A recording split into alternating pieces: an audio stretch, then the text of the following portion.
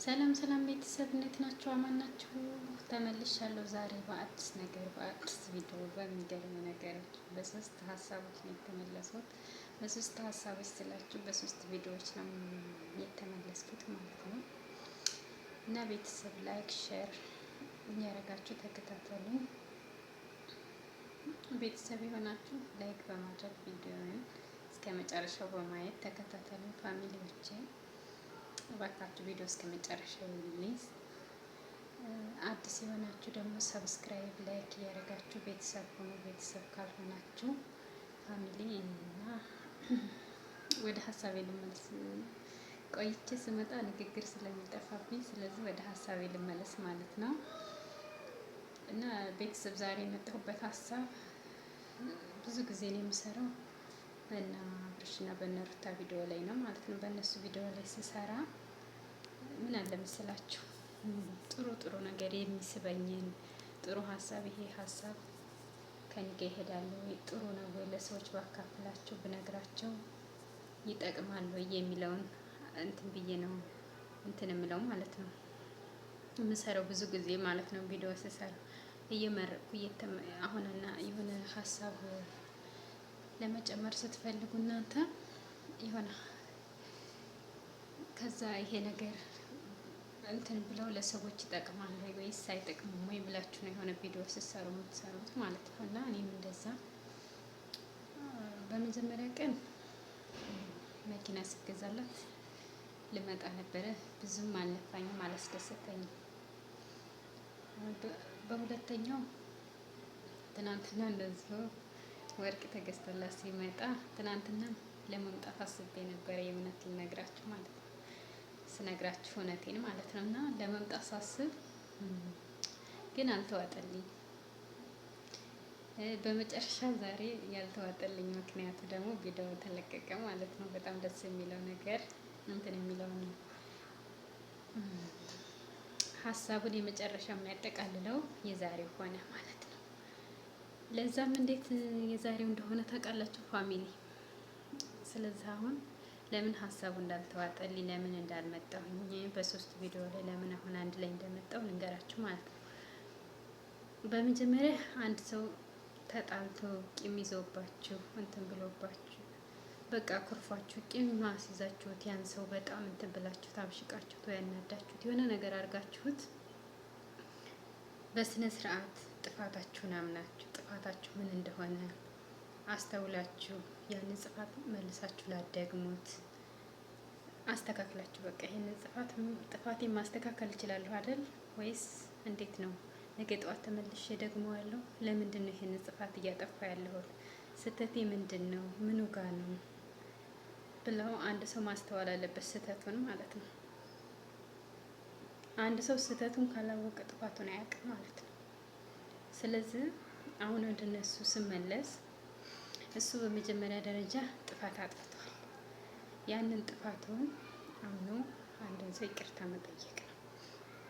ያን ይቅርታ ስጠይቁ ደግሞ ያ ሰው ይቅርታውን ለመቀበል ከዚህ ነገር ተመለሱ፣ ይሄ ነገር ለአንተም ለኔም ህይወት አይመጥንም አይሆንም ካላችሁ እሺ ብላችሁ ከዛ ነገር መመለስ ወይም መውጣት አለባችሁ ማለት ነው። እሱ ግን ወይ ከዛ ነገር አልተመለሰ ወይ ጥፋቱን አምኖ መጀመሪያ ይቅርታ አልጠየቀ። ከዛ በዛ መካከል እሷም ወለደች። እንደምታዩት ባለፈው ገልጬላችኋለሁ በመጨረሻ ቪዲዮ ያው እሷ ወልዳ ምናምን አራስነት በቃኝ ምናምን እንዴት ምናምን እያለች ነው የሰራሁት ማለት እና ምን ልላችሁ ፈልጌ ነው ስትለው እየመጣ እንደዚህ እየተመላለሰ ሲጠይቅ ይሄንን ነገር አላስወግድም፣ ግን አንቺም እሷም ከኔ ጋር መቀጠል አለባችሁ ብሎ ሳሰበ አንድን ሰው በስጦታ በገንዘብ በምን ልትደልሉት አትችሉም ማለት ነው። የምሬን ነው የምላችሁ። የምር አሁን እሱ እያደረገ የነበረው እንደዛ ነበረ። መጀመሪያ መኪና መጣ፣ በመኪናው አስደስታት። መኪናው እርግጥ ልጅ ስላላት አሁን ላይ ያስፈልጋታል፣ ወሳኝ ነገር ስለሆነ ኖርማል ነው። አብራ ሰርታለች፣ አብራ ለፍታለች፣ ኖርማል ንብረቷ ስለሆነ ትቀበለው። ትናንትና ደግሞ ወርቅ ይዞላት መጣ እና ወርቅ ይዞላት ሲመጣ ወርቁን ከማምጣቱ በፊት አንድ ሰው የሚወዳችሁ የሚያከብራችሁ ከሆነ ሴትም ልጅ ሆነ ወንድ ልጅም ከሆነ ጥፋት አጥፍቶ ከሆነ አንድ ሰው ለእናንተ ወርቅ ሳይሆን የሚያስፈልጋችሁ ክብር ነው። ለሰው ልጅ ማለት ክብር። አንድ ሰው ጥፋቱን አውቆ ያንን ጥፋቱን ዳግመኛ ላለመድገም ከዛ ጥፋቱ ተመልሶ ከህይወታችሁ ማውጣት ያለባችሁን ሰዎች ማውጣት። ይሄ እናንተ ሚስቴ ካልፈለገቻችሁ ውጡ። እንደዚህ ባልም ከሆነ ሴት ከሆነች አንተ ይሄ ነው ሚስቴ ባሌ አልፈለጋችሁም፣ ሶሪ አልፈለጋችሁ ውጡ ከህይወቴ ብላችሁ ማስወጣት የምትችሉት እናንተ ናችሁ ማለት ነው። ምክንያቱም በእናንተ ህይወት ሌላ ሰው ማንም አይወስንም እናንተ እስከሆናችሁ ድረስ ማለት ነው። ያንን ሰው ካልፈቀዳችሁለት ወይም ደግሞ እናንተ ቦታ ካልሰጣችሁት ማንም ሰው መጥቶ በእናንተ ህይወት እንደዚህ አርግ፣ እንደዚህ አታርግ፣ እንደዚህ አርግልሃለሁ፣ እንደዚህ ሆንልሃለሁ ቢላችሁ እንትን አይመስላችሁ። ግን እናንተ ፈልጋችሁት ያን ነገር የምታደርጉት ከሆነ ጥሩ አይደለም ማለት ነው። እና ትናንትና ወርቅ ከመግዛቱ በፊት ለሚስቱ ክብር፣ ለቤቱ ክብር፣ ወደ በፊቱ ማንነቱ ለመመለስ ከፈለገ አንድ ሰው ምንድነው ማድረግ ያለበት? ወርቅ ሳይሆን የሚያስፈልገው ትላልቅ ሰዎችን ከሱ የሚያውቁ አባት አለ፣ አጎት፣ ዘመድ አለ፣ ጓደኛ አለ አይደል? እነዛን ሰብስቦ እስካሁን ድረስ አጥፍቼ ነበር፣ አጥፍቻለሁ፣ ጥፋቶች አሁን ገብተውኛል፣ በህይወታችን የገቡትን ሰዎች ሁሉ አስወጣለሁ፣ ስለዚህ ይቅርታ አድርጉልኝ፣ እነዚህ ሰዎች በእኔ ህይወት ሁለተኛ ድጋሚ አይመለሱም ብሎ እነዛን ሰዎች አስወጥቶ ነበር ወርቁ መስጠት የነበረበት ማለት ነው። እኔ ራሱ ወርቅ ሲሰጥ ምን አስቦ ነው ይሄ ሰውዬ? መጀመሪያ ያጠፋውን ጥፋት አጥፍቶ ነው እንጂ ይቅርታ መጠየቅ ያለበት ወይስ ወርቅ ነው የሚሰጣት? ይቅርታ በአሁኑ ሰዓት በገንዘብ መቀየር ጀመረ እያልኩ ነበር። የምር ቁም ነገር። ምክንያቱም አንድ ሰው ጥፋት አጥፋ ጥፋቱን አውቁ መጀመሪያ ይቅርታ ነው መጠየቅ ያለበት ማለት ነው። እና ብዬ አስቤ ነበር። እንደዛ ሲያደርግ ግን ወርቁን አምጥቶ ሰጣት። እሷም ደስ ብሏት ተቀበለች ማለት ነው። ተቀበለች። ግን እሷም ደግሞ አንድ ጥፋት አጥፍታለች። ለምን እንዳጠፋች ታውቃላችሁ? መጀመሪያ መኪናውን ሲሰጣት ኦኬ እሺ ብላ ትቀበል ለመጀመሪያ ጊዜ እንበል ማለት ነው። እዚህ ጋር የእሷም ጥፋት አለ፣ የእሱ ብቻ ሳይሆን የእሷም ጥፋት አለ ማለት ነው። መጀመሪያ አሁን አንተ እነዚህን ስጦታዎች የምትሰጠኝ ወደ በፊት ማንነታችን ወደ ህይወታችን እንድንመለስ ነው አይደል? እንድንመለስ የምትፈልግ ከሆነ መጀመሪያ ላይ አድርግ ያልኩህን ነገር አድርግ እና ከዛ ወርቁን እቀበላለሁ ማለት ነበረባት።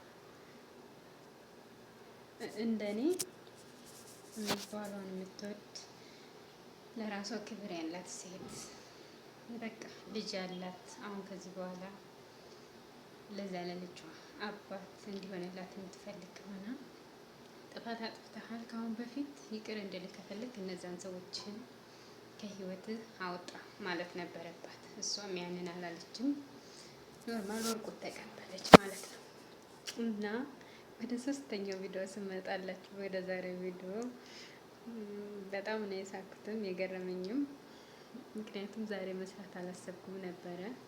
ነገ ምናምን እመለስበታለሁ ብዬ ነበር ያሰብኩት። ግን ዛሬ ሲመጡ እነሱ እንትን አልኩኝ ማለት ነው። እና በዛሬው ምን መጡ?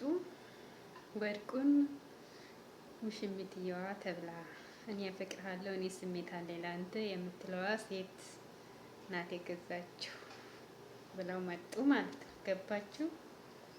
አሁን ይሄ ሁሉ ምንድን ነው? የሰው ልጅ ጥፋቱን አምኖ የማያስፈልገውን ሰው ከህይወቱ አለማውጣቱ ነው ማለት ነው። እሱ ከህይወቱ አስወጥቷት ቢሆን እሷም ወርቁም ባትገዛውም ራሱ ልትመርጥ አትችልም ነበር ማለት ነው። እና ዛሬ ደግሞ ምን እንደተገነዘብኩ ታውቃላችሁ? ከዛሬው ቪዲዮ ላይ ህፃን ልጅ አለ፣ ገና 1 ወር ያልሞላው ልጅ ነው። 20 ቀን ምናምን የሆነው ልጅ ነው።